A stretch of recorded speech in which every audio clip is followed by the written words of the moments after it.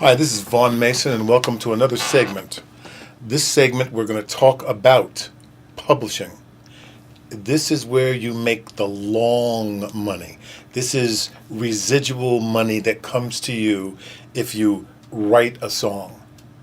How it works is if you write a song, you are the publisher and you are the writer. And under the umbrella of publishing,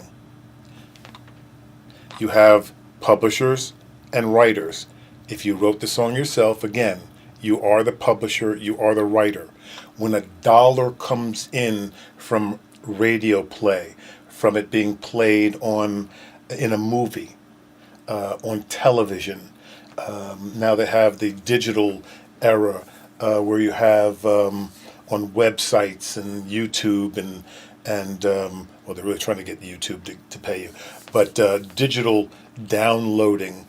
This is where you make your money, and it comes while you're sleeping. So this is very important.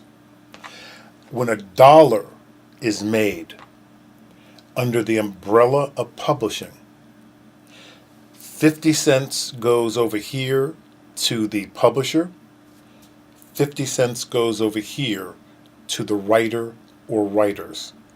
If you're the only writer of the song, you get 50 cents as a publisher, you get 50 cents as a writer. That's the dollar. The 50 cents to the publisher represents 100% share of publishing. To the writer, 50 cents is 100% of the writer's share. When most record labels sign an act, when I signed to Columbia Records, they wanted 50% of my publishing on the song Break for Love. So now, when the song made a dollar from it playing on the radio, as a writer, I got 50 cents. As a publisher, I got 25 cents, and Columbia Records got 25 cents. That represented their 50% share. So when you're in the studio or when you're writing a song with friends, be very careful and diligent in figuring out the business end of what you're doing. Because all that friendship and, oh, that's my boy and he's playing guitar, and all of a sudden, money comes down the pike and they didn't get any money because you instigated the song and inspired the song, but you didn't tell him what guitar line to play, or a vocalist came in and hummed something and you turned that into the hook or the chorus per se. You're going to have a problem, because a lot of people, when they don't have a record deal, they want a record deal. They believe they're going to get a record deal, but in reality, they don't think that's the song that's going to get them the deal. So what happens is you stick with it, the song goes out, and it gets picked up from plays on YouTube, from you playing live, and some A&R from a major record company sees your group, of which you may be the leader, and you're telling everybody the parts, or you're just hiring people to play your songs. Those people that were in when you were writing that song and recorded it, if you don't have a verbal agreement when you walk in the door that, if you add anything to this, if you embellish anything, don't expect to get anything, because this is my baby. You can do that, but if you're serious about the business end, you need to let them know right off the bat you're a work for hire. And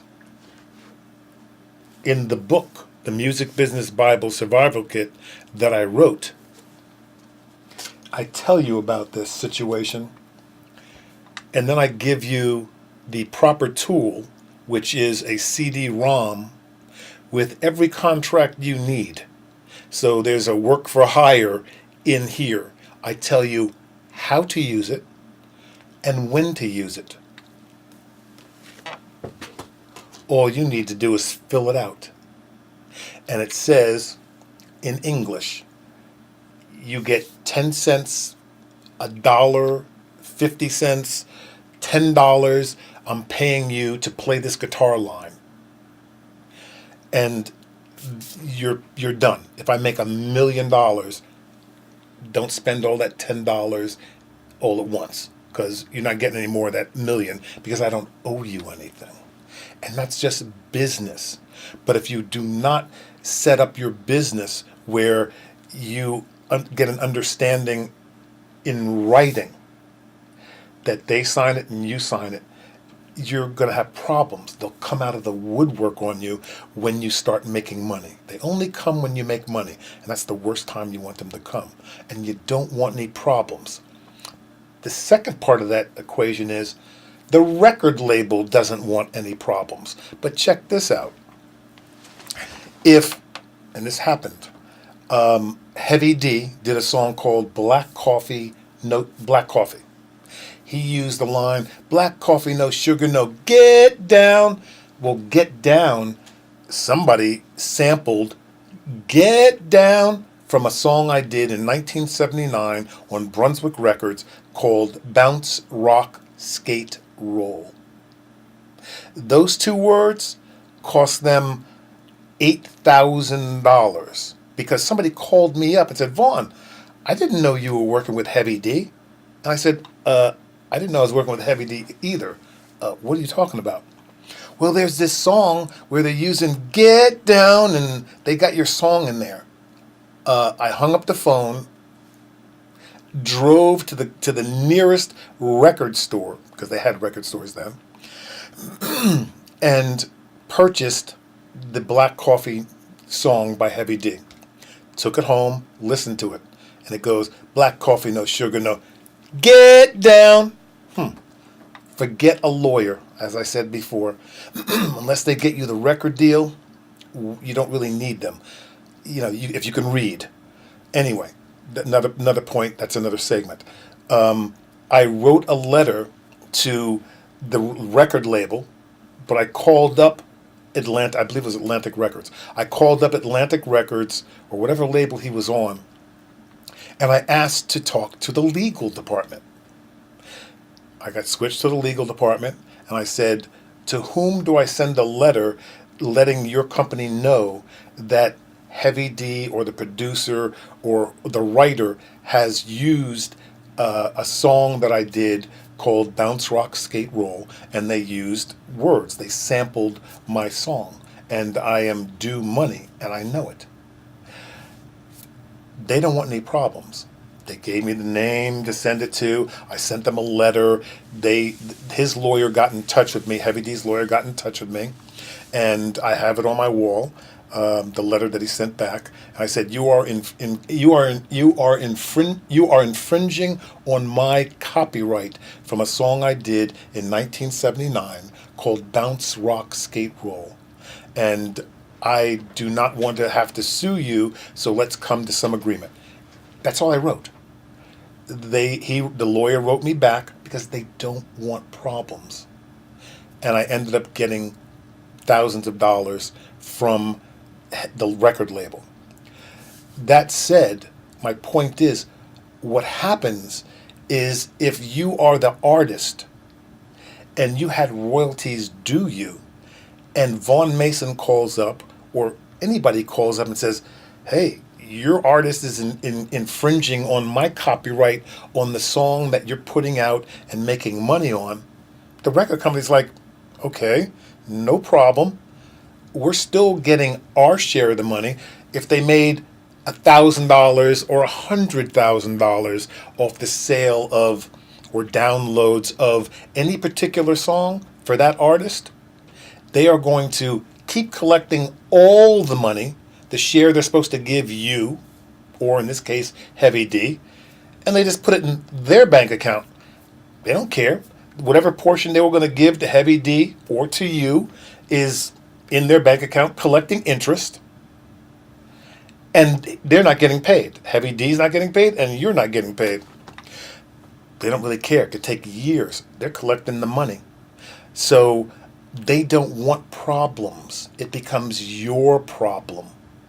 That's why when you sign an agreement, it's going to say that you have to make sure if you're sampling, that you have given away your right for that, and you are aware that the record label is not liable to pay those people that you're sampling.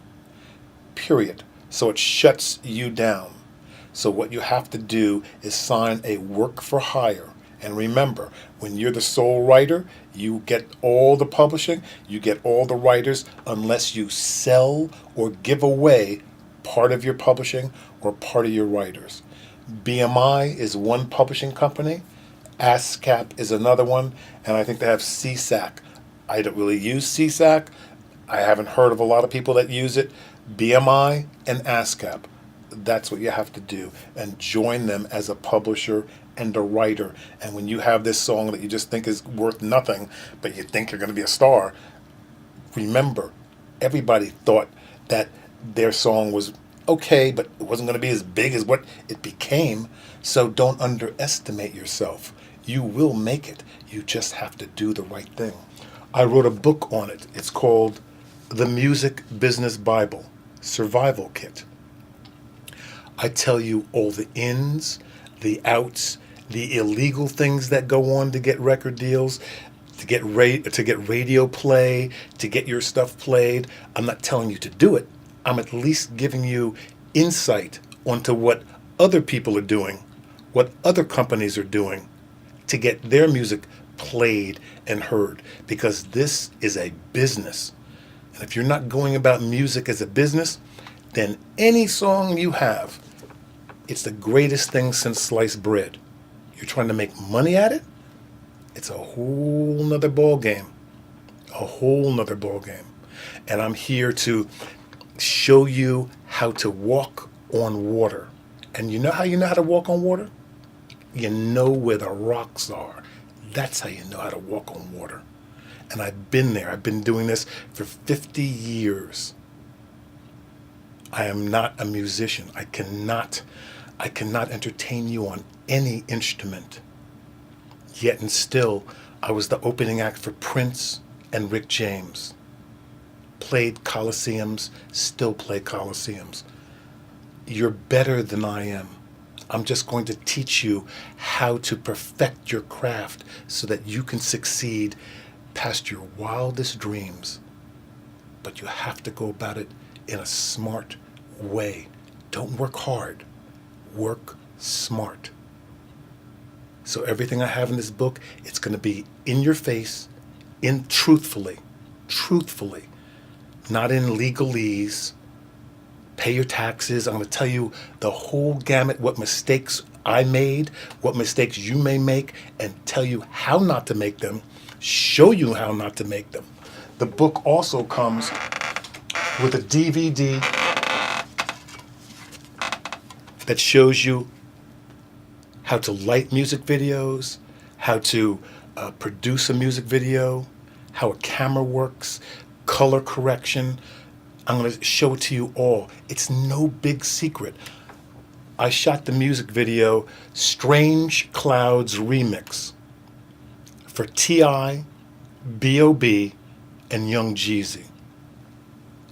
I never went to school for it. I have a student now that comes to me that was going to sign up for $30,000 for a company that starts with an S and ends with a D. We're not going to name it because I'm not trying to badmouth anybody. But it doesn't mean you're going to know how to do it. I'm going to show you how to get there quick, in a hurry, and not waste time. There are only certain things you have to know. If all this was hard, trust me, I wouldn't be doing it. This is the CD that you get with it. It has the contracts you need. Nothing against lawyers. If they don't get you the record deal, you don't need them.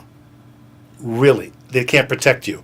I'll tell you stories in this whole web blog that we're doing now so that you stay in tune. I'm going to tell you how to do it all. And I mean, it's legit. I am not here to kid you.